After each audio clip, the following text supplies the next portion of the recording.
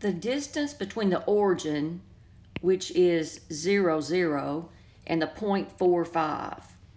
So here's the distance formula. It's basically the difference between the x-coordinates, so that's going to be a 0 and a 4, plus the difference in the y-coordinates, a 0 and a 5.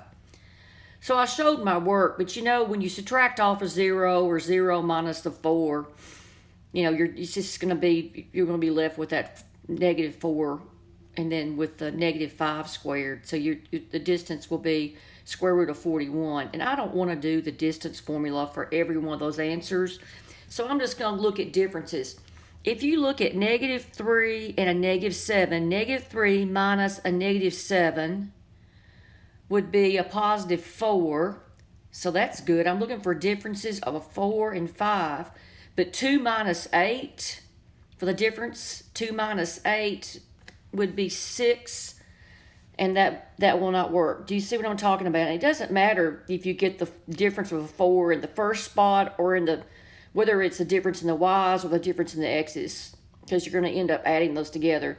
Look at part B. Negative 2 minus 3 is negative 5. Well, that's looking good because that gives me this one. Now let's do the x's. 1 minus 5 is negative 4, so that's going to give you that distance right there.